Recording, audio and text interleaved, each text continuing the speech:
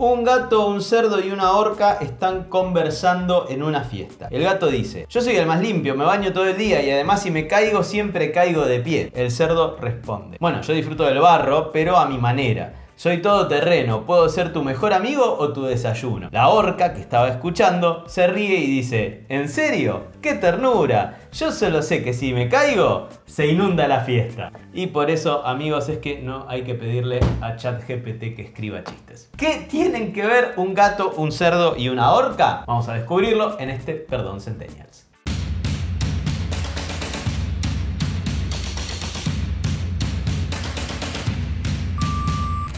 Hola gente, ¿qué tal? ¿Cómo les va? Les doy la bienvenida a un nuevo Perdón Centennials. Hoy vamos a ver pelis noventosas, 80 noventosas, algunas un toque antes, no importa, pero medio de ahí, de nuestra infancia millennial, con animales. Pero no cartoons o animaciones o animales ficticios, sino animales de carne y hueso. Porque principalmente en los 90, aunque en otros años obviamente también, hubo una especie de moda de pelis con animales en live action. Y algunas llegaron a nuestros corazones. Hoy vamos a hablar de Chatrán, de Willy y de Babe, que tranquilamente podría ser el nombre de 3 reggaetoneros. Es más, Chatrán da solista, pero Willy y Babe dan un dúo tipo Chino y Nacho. Pero no son reggaetoneros, sino que son un gato, una orca y un cerdito, que protagonizaron 3 de las películas más taquilleras con animales hacia fines de los 80 y mediados de los 90. Mirá cómo serán de importantes estas pelis de las que vamos a hablar hoy, que después de Chatrán, infinidad de gatos rubios y o naranjas se han llamado así. Después de Willy, hordas de niños y adolescentes nos comprometimos, tirale unas comillas a ese comprometimos, con las ballenas y empezamos a usar muchísimo merchandising con la inscripción Save the Whales, que capaz esa remera venía en una bolsa de plástico que después iba a parar al mar, ¿no? Pero bueno, todo no se puede. Y después de Babe, el cerdito valiente, el consumo de carne de cerdo en Estados Unidos cayó un 20%. Es decir, estas 3 películas fueron hitos y por eso hoy vamos a hablar de ellas. Ningún animal ha sido dañado durante la realización de esta película. Es la reconocida certificación de la American Humane Association respecto a las películas que tienen escenas con animales o cuyos protagonistas son animales. Sin embargo, pese a obtener esta certificación, Las aventuras de Chatrán, ese fue el nombre que se le dio en Latinoamérica a esta película de origen japonés, recibió muchísimas críticas y denuncias por maltrato animal. Podríamos decir de hecho que es más recordada por sus escenas cargadas de crueldad que por la supuesta intención de contar una tierna historia de superación protagonizada por un gatito. La madre camina con los pequeñitos. Les enseña dónde están seguros o en peligro.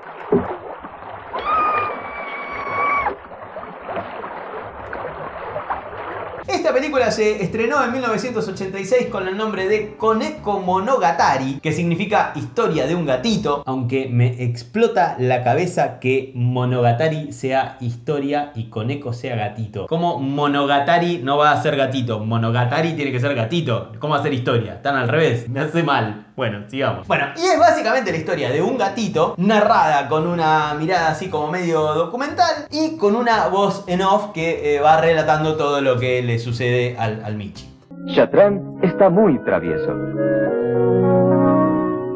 Les presentaré a su mejor amigo, Husky, un cachorrito. Es todo un payaso.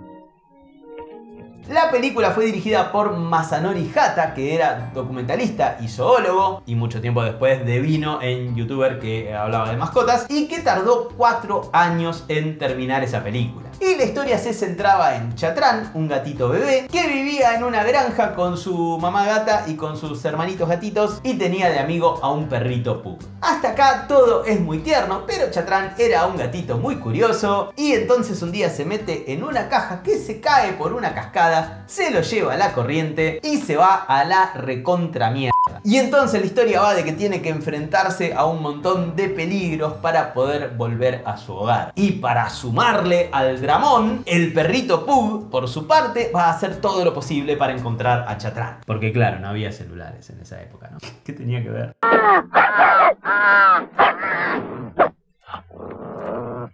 Husky encuentra la caja, pero Chatrán no está.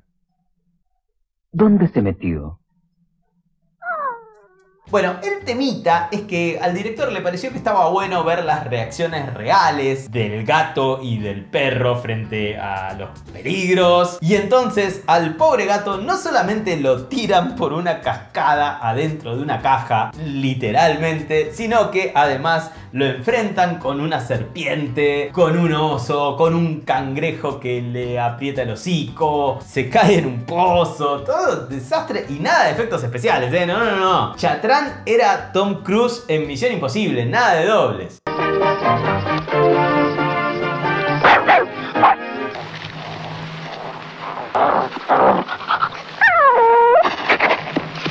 El tema es que el gatito no eligió que fuera así, ¿no? O sea, Tom Cruise eligió al gatito, digamos que no le quedó otra. Bueno, y si bien de esta manera el director logró captar planos supernaturales, y además los gestos de los animales y todo, como que te hace sentir que estás inmerso en ese bosque, la realidad es que es medio cruel la peli, y justamente por eso recibió muchísimas denuncias. Para empezar, hubo una denuncia formal que hizo la periodista Anna Wilson, en donde aseguró que alrededor de 20 gatos murieron en diferentes momentos del rodaje, y también señaló que ninguna organización pudo supervisar la producción y que a priori todas las escenas que vemos en la peli en las que los animales están en peligro posta. Es más, Wilson cuenta en su libro Cats on Film que como necesitaban que el gato renguee, un técnico le lastimó la pata para darle realismo. Y cuando digo lastimar estoy siendo cuidadoso. Para la organización australiana Animal Liberation Queensland, que cuando se estrenó la peli trató de boicotearla, no fueron solo 20 gatos los que murieron en esta película, sino alrededor de 65. Es decir, no sabemos en realidad si Chatrán sobrevivió a la película. Tampoco sabemos en realidad cuál de los 65 se llamaba Chatrán, o si alguno se llamaba Chatrán, o si todos se llamaban Chatrán. O sea, ninguno, todos, o sea, da igual. Tampoco es que lo andan llamando por su nombre en la película. Por su parte, el perrito también tuvo dobles y se calcula que fueron alrededor de 12, que es bastante más tranca esto, ¿no? Es un promedio de dobles tipo Luis Miguel. Husky se va a lanzar. A mí igual me llama la atención que se puedan conseguir tan fácil 65 gatos iguales, ¿no? Pero bueno, sigamos. En Argentina, en particular, que es donde vivo yo, esta peli se estrenó en 1988 y fue un éxito total. Recuerdo haberla ido a ver al cine, a un cine en Villa Urquiza, entrando de contrabando adentro de la campera una bolsa de pochoclo Josecito, de color verde, que eran los de manzana, que eran los que más me gustaban. Como les dije al principio, luego de la peli, muchísimos gatos fueron bautizados Chatrán, superando ampliamente el nombre Benito, que era el que la venía rompiendo hasta ese momento. Pero en Estados Unidos hubo otra versión de esta peli, un poquito menos cruel, porque Columbia Pictures compró esta cinta e hizo una versión para VHS, donde cortó las escenas más sórdidas, puso una voz mucho más amena, que es la del actor Dudley Moore, y además le cambiaron el nombre y la llamaron The Adventures of Milo and Otis, que a priori parece una peli sobre un gato que tiene problemas subiendo en un ascensor. Este que acabo de decir humildemente es un chistazo, me parece. Pero no, es para darle más protagonismo al perrito. Milo was trouble from the very beginning. The first animal Milo met was Otis. "You're a strange-looking cat," Milo said. "Oh, I'm not a cat, I'm a dog." El final de esta película no es menos cruel que alguna de sus explícitas escenas, porque, y te la spoileo porque no creo que si no la viste la vayas a ver a esta altura, no te vas a poner a verla, pero bueno, igual por las dudas te aviso, viene spoiler. Vemos cómo después de una ardua búsqueda, el perrito Pug encuentra a Chatrán, pero Chatrán está en otra. Conoció una gata y literal cuando lo ve le corta el rostro. Y muchos me van a decir, no esperaba menos de un gato. Es correcto, les doy la razón.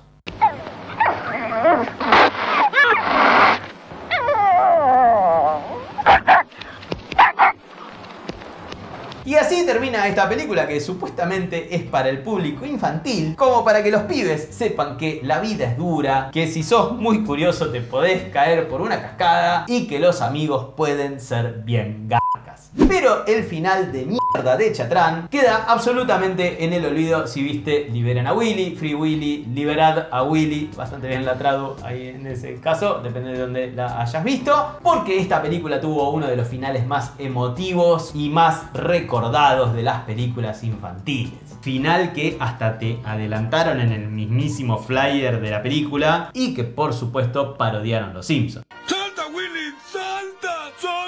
con todas tus fuerzas.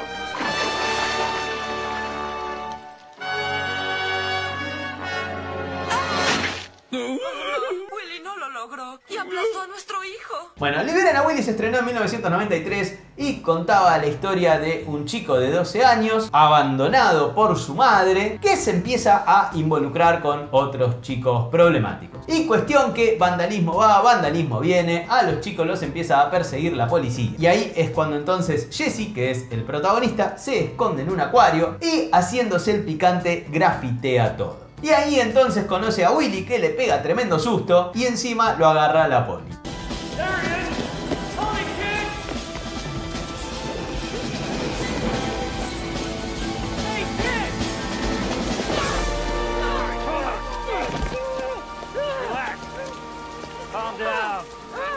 El castigo que le imponen es limpiar todo ese despelote que hizo, pero la suerte de Jesse será que ese castigo le va a dar la posibilidad de empatizar y sensibilizarse con este cetáceo, que también es rebelde como él y que extraña su vieja vida en el mar. Hi, buddy. You like that?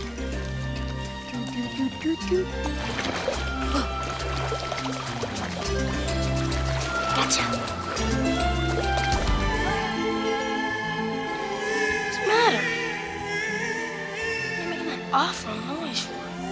¿Y en qué momento Jesse dice liberemos a Willy? Bueno, primero cuando le empieza a hacer ruido la situación de cautiverio del pobre bicho, y después cuando descubre que los dueños del acuario planean matar al animal para cobrar un seguro millonario. Bueno, ya sabemos que la peli tiene un final feliz, épico y emocionante, pero paradójicamente no tiene nada que ver con la orca posta que interpretó a Willy, quien después de actuar su libertad frente a las cámaras con aquel memorable salto,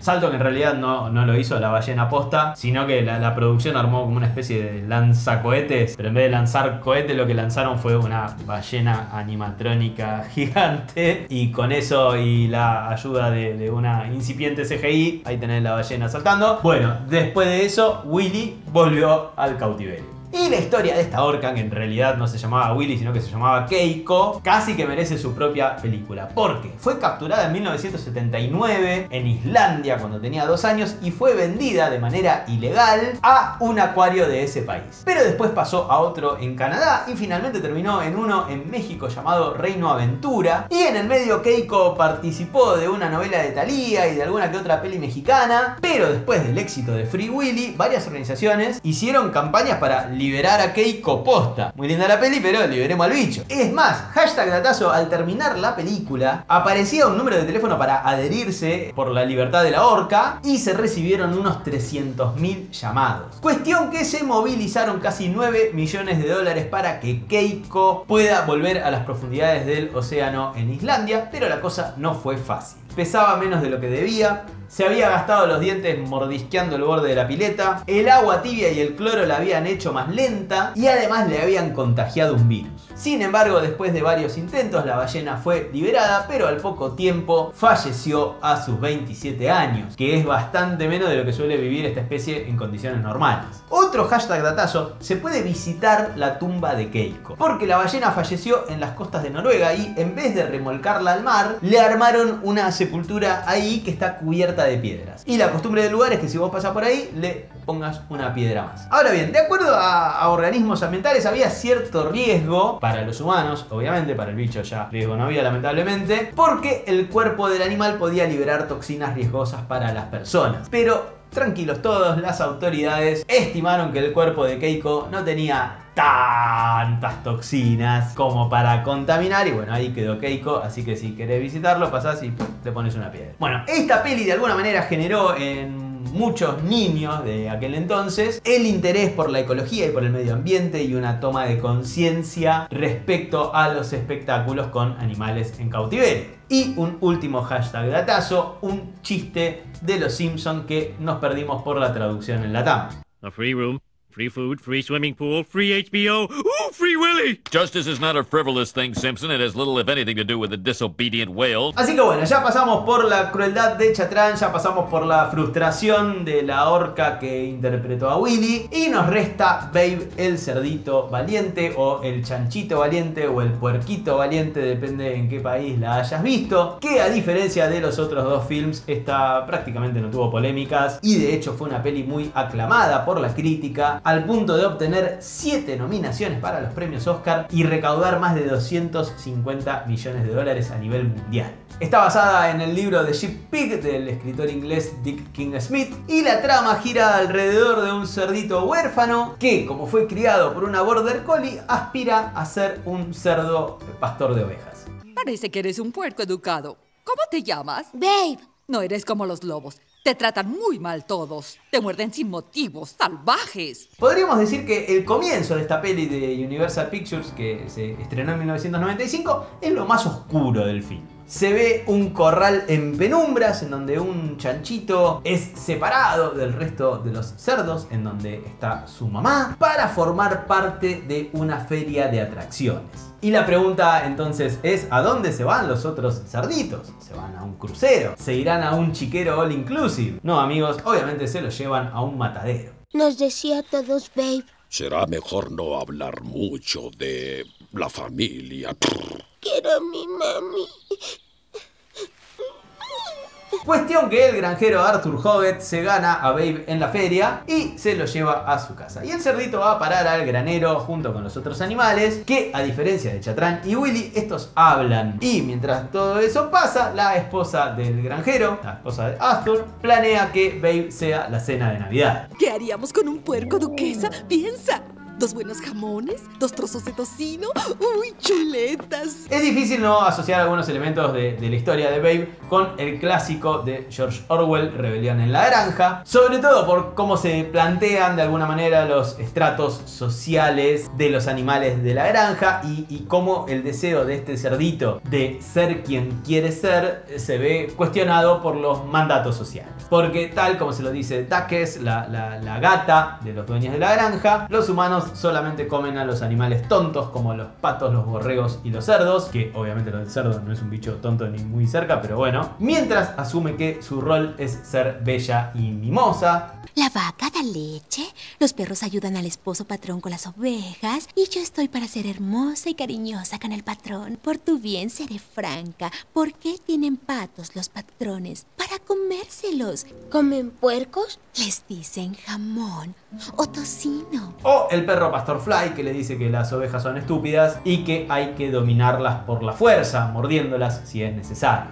Esto es ridículo, mamá. Tonterías. Es tu primer intento. Pero las tratas como iguales. Son ovejas, son inferiores. Si lo dudan por un segundo, no obedecerán. ¡Fly! ¡Saca ese puerco de ahí! Que se sientan inferiores. Maltrátalas, insúltalas. ¡Hey! Muérdelas. Sé desalmado. Como quiera que sea, hazlas obedecer. Y a lo largo de la película entonces lo que nosotros vamos a ver es cómo el chanchito desafía los roles preestablecidos y cuestiona este ejercicio del poder a través de la fuerza, mostrando que es posible un liderazgo positivo y cooperativo. O sea, casi que el chanchito te puede hacer una charla TED. Perdona que te mordiera. ¿Te lastimé? Yo no diría que fue una mordida. ¿Tienes dientes en ese hocico extraño o solo encías? No hace falta ser lobo pequeño. Todo lo que tiene que hacer un puerco como tú es pedir. Sí.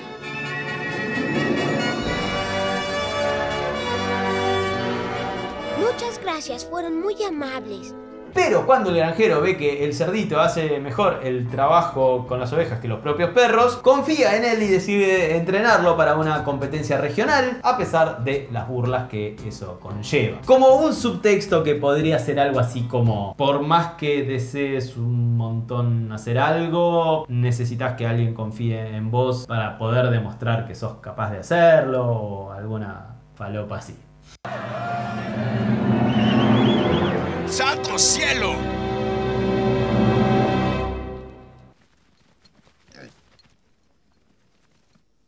Yo... No, Ve.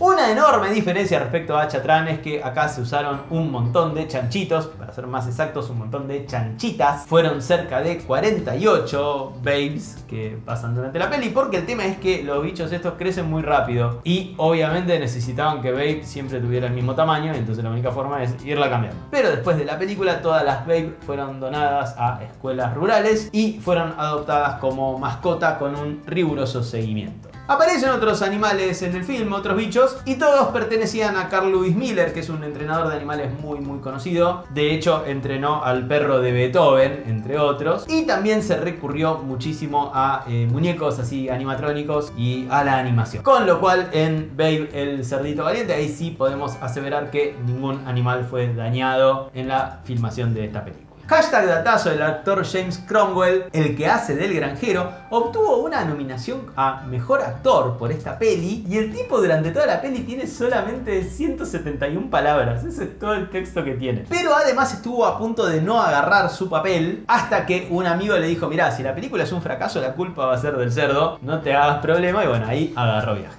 Pero además este actor después del film se volvió vegano. Durante el film ya era vegetariano, pero se sintió conmovido por trabajar con tantos animales y después en un reportaje dijo que habían trabajado con animales que eran extraordinarios, pero que después cuando iban a almorzar estaban en la mesa todos los mismos animales con los que habían trabajado, y que entonces ahí decidió ser vegano. Y si me preguntás a mí, tiene un punto.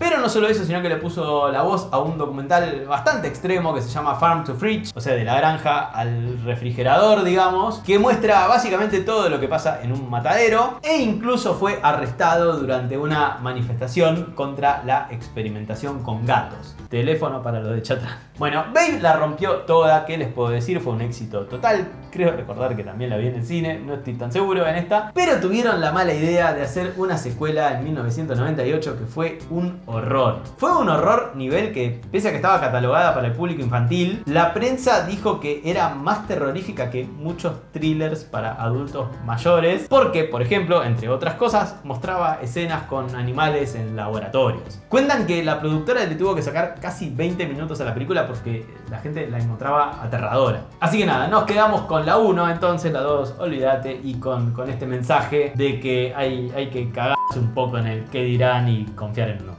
Bueno, en definitiva las tres películas tienen un mensaje superador, pero también pusieron sobre la mesa los derechos de los animales a la hora de hacer películas, debate que todavía continúa. Y tal vez estás pensando, porque hablamos de que el entrenador de los otros animales de Babe era el mismo que el que entrenó al perro de Beethoven, entonces capaz estás pensando, ¿no vamos a hablar de Beethoven? Por supuesto que sí, vamos a hablar de Beethoven, así que te espero acá el miércoles que viene, que vamos a ver la segunda parte de estos animales en pelis live action o en series live action, animales de verdad a los que los pusieron a filmar. Salvo que estés viendo este mismo video después del miércoles 30 de octubre de 2024, en cuyo caso ya el del miércoles que viene ya salió, y en ese caso entonces, si tu fecha es posterior, va a estar el link en la descripción con el link al próximo video de la segunda parte, ya la puedes ver, digamos.